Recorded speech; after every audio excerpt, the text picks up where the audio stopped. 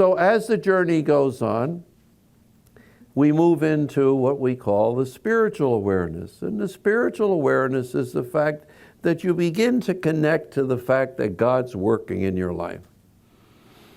No, you connect to that. You're no longer a lone ranger, if you would. You connect to the wonderful prayer that went around for so many years, footprints. That's still very valid. 2 sets of footprints in the sand, you and me, God. Then I went through a crisis or challenge in my life. There was only 1 set of footprints. I love that answer. Did you not know I was carrying you? Of course we don't know, unless you realize there's a relationship that's going deeper and deeper. And it's so nice. It's so good when a person says, but for God's help, I could never have accomplished it, and meant it. And meant it. Without God's help, I could have never done this, but meant it.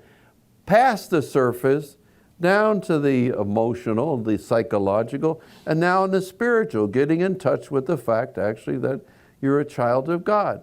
So the journey begins to deepen. And as the journey begins to deepen, you take access to the fact of what we call our true self. But what is our true self?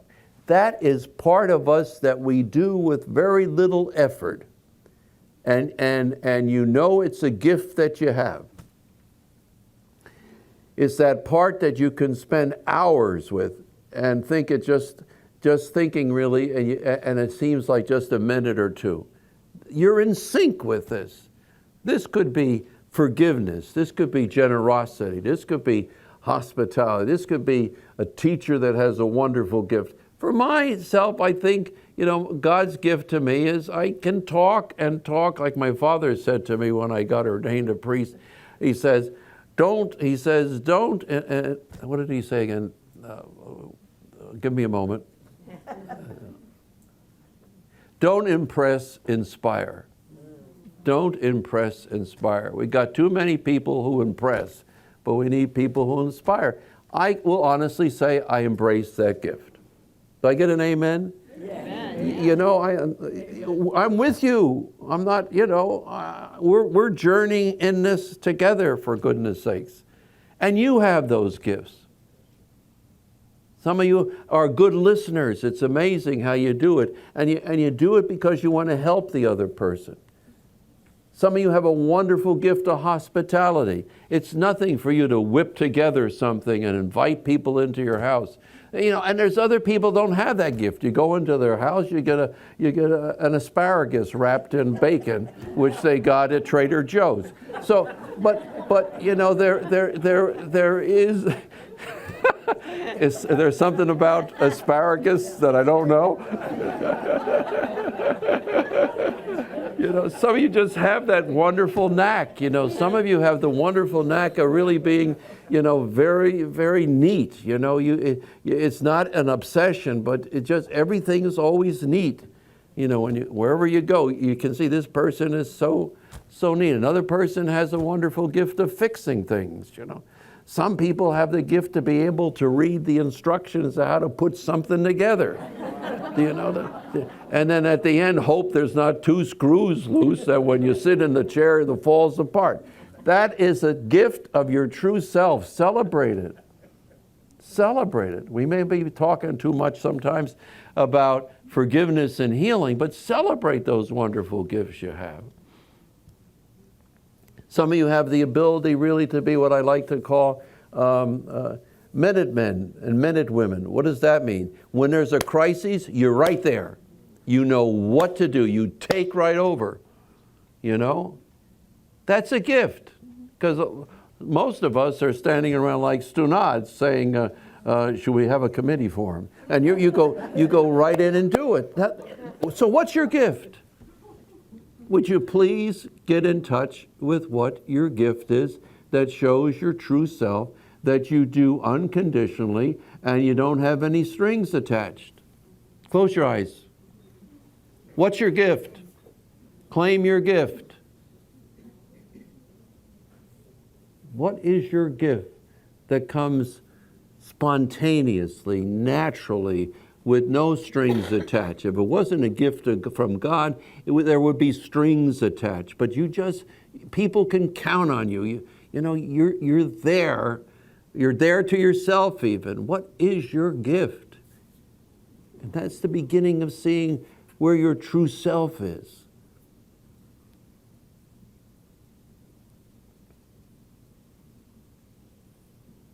Please embrace it. Please celebrate it. Please thank God for it.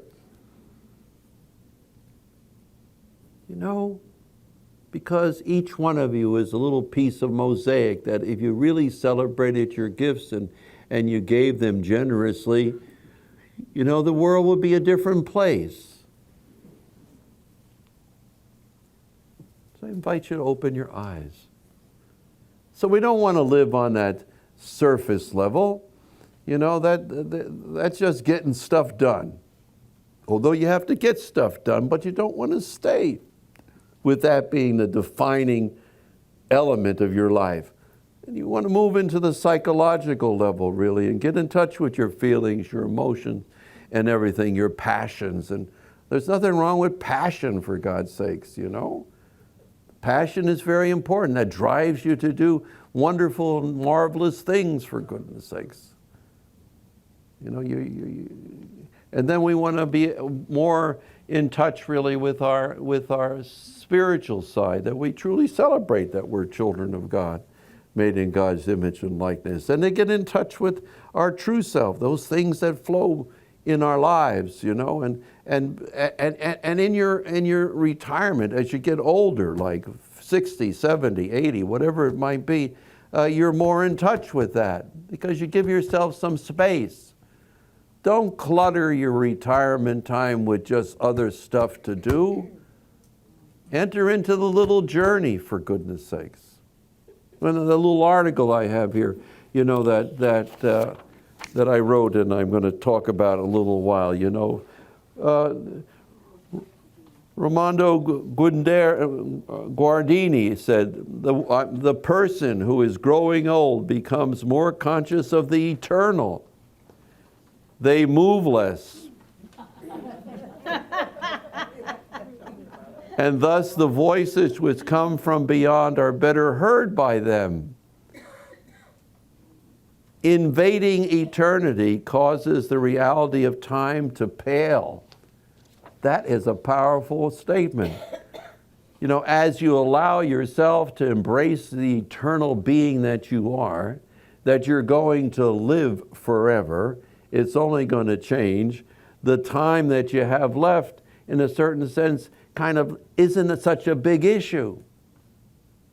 You're ready to go when you're ready to go. Because in a certain sense, you've stepped back and looked at the larger picture. That's what the divine indwelling helps, and that's at the bottom of, if you would, the journey, along with the true self. We're going to say, you keep your eye on the big picture. When I was in the second grade, we had a second grade teacher, the same one I talked about before, who went to the blackboard and got a piece of chalk and made a chalk mark on the blackboard. And asked all us kids, what did we see? Well, raising our hands like crazy. Even the boys raised their hands. They knew the answer. Chalk mark, chalk mark, chalk mark. And she looked at us. I will never forget this. She looked at us and she said, doesn't anyone see the blackboard? Doesn't anyone see the blackboard? Doesn't anyone see the blackboard? You can spend your whole life, me and you, looking at the chalk mark. And the chalk mark is just an event. But it's not your life. That incident is not your life. That disability, that weakness, that limitation is not your life. You're part of something larger. I mean, even sitting in this room, look how we are being ministered to by the light, by the air conditioning, by all the goodies that we have to look at and everything else. What's going on outside of this building? What's going on outside of this state? What's going on inside of the world? What's going on inside of the universe and the cosmos? And then we're just a little peety dink there. We're in something larger than ourselves, but some people can, in a certain sense, just focus on the moment, that's what's happening here, and make that their whole meaning of life. My gosh. Right now, as we're sitting here, our body's doing all sorts of things without your permission. My heart's going ba-boom, ba-boom, ba-boom, ba-boom. You know, hopefully I'm digesting things. Hopefully I let them go. Hopefully I can walk out of here. Okay, I'm breathing, I'm sweating. There's more than just what you think. That's why we call the spiritual journey of not mindfulness, heartfulness. Going beyond the mind, going into the deeper being, our deeper being, and seeing that greater awareness and celebrating that, and celebrating it. And that's what we're consenting to. And when you're in touch with the fact that you're eternal, that's going to be the gospel today. When we go to worship together, you know, talks about the struggle of, is there a resurrection and are we immortal? You know, it's that the Jews were worried about the resurrection, some of them denying it, and the Greeks were pondering the immortality, you know, and Jesus brought them all together, if you would, that there is resurrection and there is immortality. You know, we're going to be around forever. That's what we believe. Why don't we celebrate that? Like Patrick Goom says, you know, when you're living in the presence of God, doesn't matter whether it's here or there. That's all. It's just a continuity. And one of the beauties of centering prayer is, if you saw the Gift of Life series, that, you know, centering prayer is a perfect preparation for death.